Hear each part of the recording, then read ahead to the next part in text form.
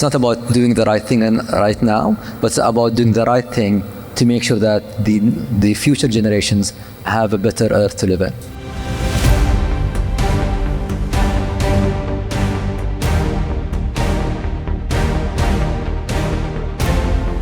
Trying to improve something that you don't measure can be quite tricky.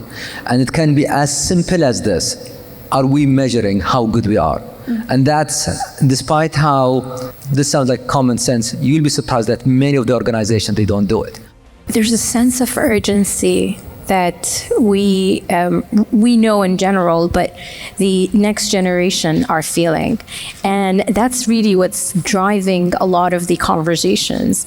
And personally, I've noticed that the more we engage with the next generation in these conversations, and I mean meaningfully engaged and have as part of these discussions, the better it is the outcomes that we're doing. When we look at the greenhouse gas emissions in the last 2 years, 2021 and 2022, it's increasing.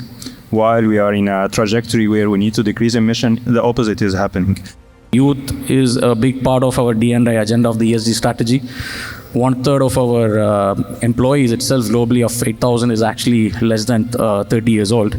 And what we feel is more and more the youth is aware actually of the impact of the topic, not just the impact of the topic, but how is sustainability is affecting them personally and also as a business. I think that's where you could get real decisions making when they become leaders in the future. So that's a huge part which we are doing. We established Youth Council, and if you might have been in the World Utility Congress last week, I would say 60% of the programs were centered around the youth agenda.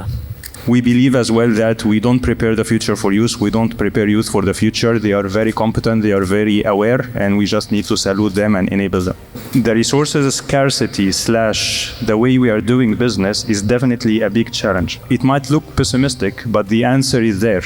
The answer is a little bit to disrupt, and I like what Ras Al Khaimah said in the first panel. We really need some bold moves. My advice on how to engage government is you start with alignment of objectives.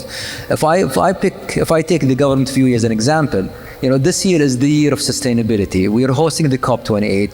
The entire government is geared towards sustainability. So if you would like to engage with the government of the year, there is no better time than this year.